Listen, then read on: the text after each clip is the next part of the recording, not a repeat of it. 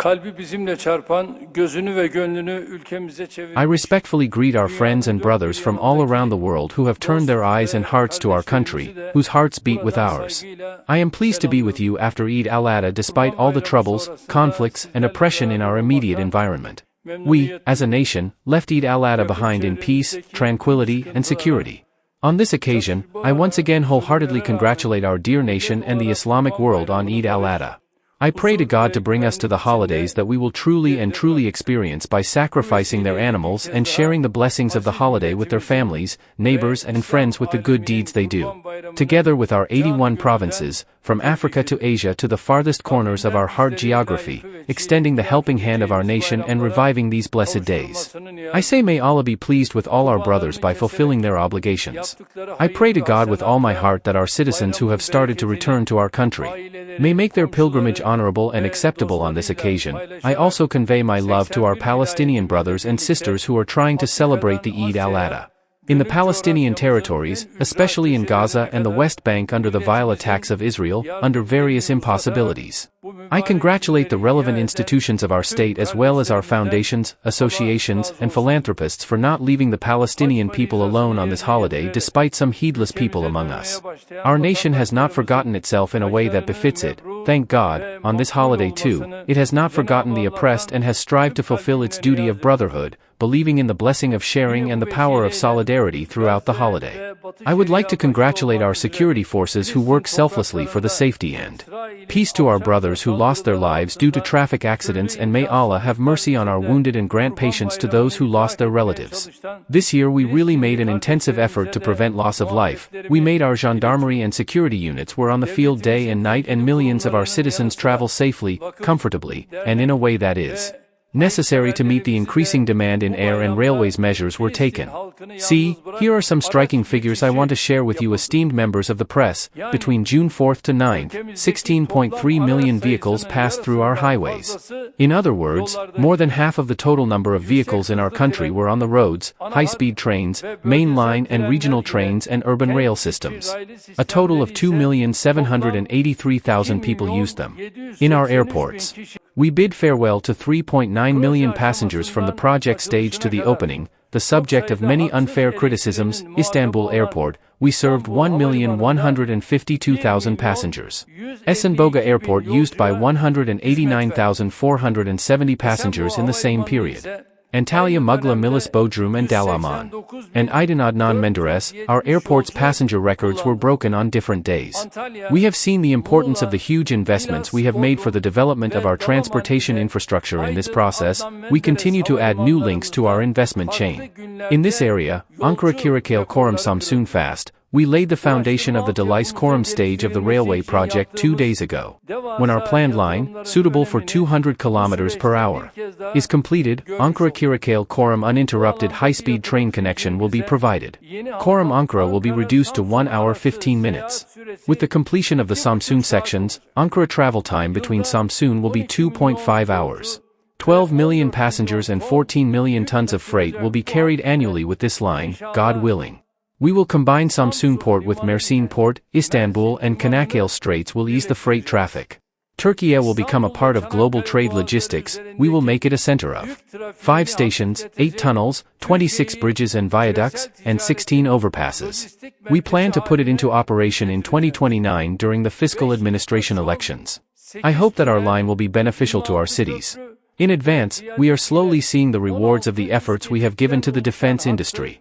2 years ago when we introduced it, someone made fun of it by saying it looks like a radiator. We signed a very important contract in our rope plane con project. In the first stage of the Indo-Defense 2025 fair, an agreement was reached for the sale of 48 units to Indonesia.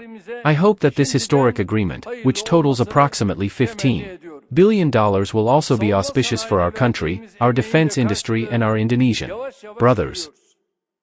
My dear nation, valuable members of the press, there have been very serious tensions, conflicts, wars in our region for a while.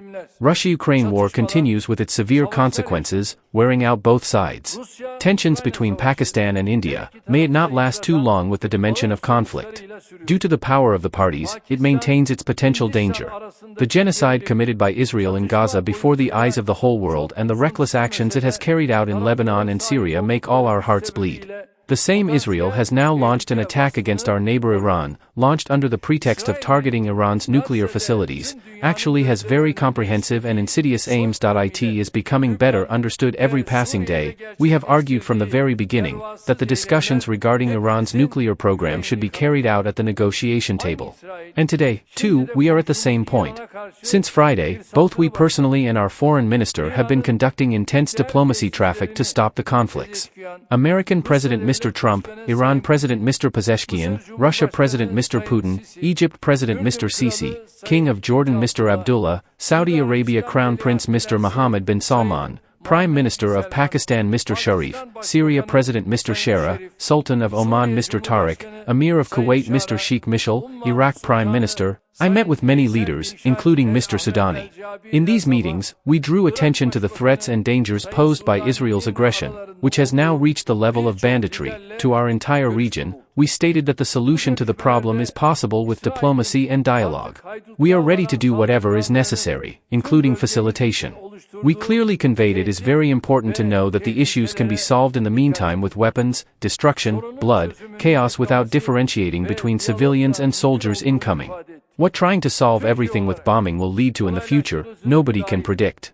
History is full of examples showing the unexpected results of such impudence, although our national poet Mehmet Akif describes history as repeating. They say, if a lesson was ever learned, would it repeat itself? We will continue to insistently express our wish that a lesson will be learned. With the unlimited support of the West, Israel, which attacks Iran, which destroys Gaza, and bullies every country in the region, acts he is not aware. Maybe he will realize his mistake in the future. But we are afraid that by then it will be long over. It should not be forgotten that in this ancient geography no country is limited to its own borders and administration due to deep relations that are thousands of years old. Every incident in the region closely concerns all societies, impacts medium and long-term results, and indeed, attacking the Palestinian people and territories is not an incident limited to only a few million people. Again, attacking the Iranian lands and people is not just Iran, it is not a case concerning the state. We can also make the same observations for Pakistan and Afghanistan. Especially when Turkey is the subject, it is possible to talk about an influential power that transcends continents in our region, every step taken without considering. These truths invite other disasters that will occur in the future. Disasters usually result in the elimination of the oppressors. Therefore, Israel is gradually losing its own existence with every blood it sheds and every crime it commits against humanity, and it risks the future of its society. Because you can't overcome oppression. The end of oppression is deep regret as Turkey and the Turkish nation, within the framework of the principles of morality, conscience, justice, that our civilization heritage preached to us. First our own citizens, with them as friends and brothers. And ultimately humanity, we are sincerely striving to embrace this effort. Sometimes with the help, sometimes with diplomatic, with our support, sometimes commercial and technological partnerships, and sometimes social and cultural fusions. Recently in the Balkans, in Karabakh, Libya and Syria, we have followed the results of this approach together, and God willing, from now on, we will not only glorify unity and togetherness and brotherhood within ourselves, but will also ensure that the same climate prevails in our region, our initiatives. My dear nation, another important message given to us by the crises experienced in our region, with our state, with our nation, with our people from all walks of life, we need to see very well. If you are not strong politically, socially, economically, militarily, if you are not strong enough, if you are not sufficient, if you have not reached the deterrence level, your job is very difficult.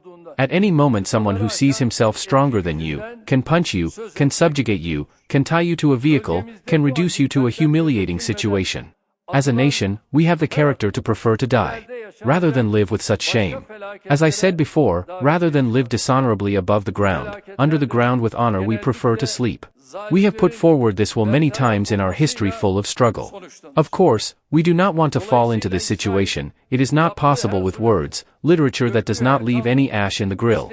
With rhetoric, you will work, you will develop, you will produce, you will sweat, you will prove your maturity to the whole world. When we come to power, let's not say there was nothing in our country in terms of defense industry, but the truth is worth mentioning in a meaningful way. It will fill the bottom of the deterrent power. Remarkable, there was no accumulation after the Cyprus peace operation. Well-intentioned initiatives that were initiated could not go beyond the level we can call industry. As for innovation, there was no effort, no activity. Immediately rolled up our sleeves. We cancelled the ready-made purchase orders except for urgent needs. We made additions to the source, we expanded it and put it at the disposal of our defense industry. Of course, it was not that easy to reach this point in 23 years, it was not that easy to reach the obstacles from outside. We already accept the obstacles coming as normal, but inside, someone is criticizing every job done, in the bureaucracy, in the academy, in the media, by creating unnecessary obstacles. Their attempts to sabotage, we have never forgotten and will never forget. The same mentality continues its sabotage in every subject and at every moment today. These are physically citizens of this country, but they have given their souls to the imperialists. Whatever we have done it despite these imperialist servants, who appear to be from us and shoot their arrows at us, especially in unmanned aerial vehicles. We have become one of the leading countries in the world, in terms of armored land vehicles, almost a global leader brand. We have become our own manned and unmanned aircraft, our own missiles, our own radars, our own sea vehicles, our own communication systems, developing, producing this with great pride and peace of mind.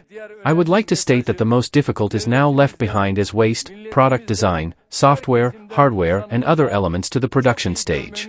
We know best what it means to bring these products that are now in our inventory, will support our deterrence in a way and quantity. We have come to the stage of manufacturing our national fighter plane Khan. One of the most striking examples of this is that we are also making production plans that will bring our medium and long-range missile stocks to the level of deterrence. In the light of recent developments, hopefully in a short period of time, not too long, we will have reached a defense capacity that no one will dare to even ridicule against us, and the condition for this is protecting political stability, keeping our economy strong, social, fortifying peace, developing our relations. As they say, there is no mercy without trouble. As a state and a nation, some troubles, we will make some sacrifices so that we can reach our goals. Without such a vision, only dark relations and resources, the country's head with inflated crops, the mentality and politician types that are being tried to be inflicted on, it would be beneficial to read the struggle from this perspective. As Turkey gets rid of its bile, it looks to its future with hope in every field. Nobody should have any doubts about this, our government, and in this painful period in which our region is, it is the foundation and guarantee of Turkey's independence and future. The trust of 86 million is in safe and competent hands. With Allah's permission, no one will be able to prevent the construction of Turkey's century, just as we have overcome many troubles so far. With our heads held high, we will also keep our country away from the negative effects of the crises in our region.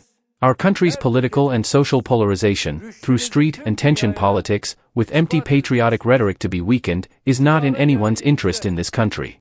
Those who say yes to the country's weakening even in order to weaken the government cannot be held accountable for this either in history or in public conscience. We wish that the opposition does not make the same mistake they did at the beginning of the Russia-Ukraine war again. Today is especially a day to do responsible politics. Turkey reads all the events with the state's intelligence and deep-rooted experience, evaluates them sensibly and coolly for the security and peace of all 86 million, is taking the necessary steps. We are not concerned with pouring gasoline on the fire like some, but with extinguishing the fire as soon as possible before it grows any further. Our aim is to ensure that peace and tranquility prevail in our region and to establish and strengthen an environment of stability and trust very strongly. To use developments as polemic material for daily politics, while making unfair and unfounded accusations, in the struggle for regional stability and security is obvious. Everyone should pay attention to this. I believe we as a nation, throughout our fortitude, our nobility, our brotherhood, our solidarity, we have opened the obstacles placed in front of us one by one. We have repelled the attacks on our survival in this way. We have spoiled the games played on us in this way. We have emerged from the dark tunnels in this way to the light today. Turkey's greatest need is unity and brotherhood, believing in each other, trusting each other. 86 million hearts giving hearts to beautiful tomorrows. God willing, we will reach Turkey together in the region, and to emphasize once again that there is no deviation in our goal of transforming into an effective power in the world. I want to emphasize that we are better today than yesterday. We are stronger, we are in a more advanced position. I hope tomorrow we will be stronger than today with God's help. With the prayers of our nation, we will continue to work without stopping, to sign services that will develop our country, our nation, indeed despite all the crises experienced in our region. We are trying to be a remedy for our nation's troubles, reconstruction and revival of our earthquake zone. First on our agenda, so far it has been preserving, we have delivered the keys of the houses. To our rightful brothers, God willing on Thursday in Kahramanmaraş 250,000 we will deliver the keys of 1,000 disaster-stricken houses to our earthquake-stricken brothers. I say may my Lord be our helper and help us while concluding my words with these thoughts. May our cabinet meeting and the decisions be beneficial. I wish you once again, I greet you with affection, I entrust you to God.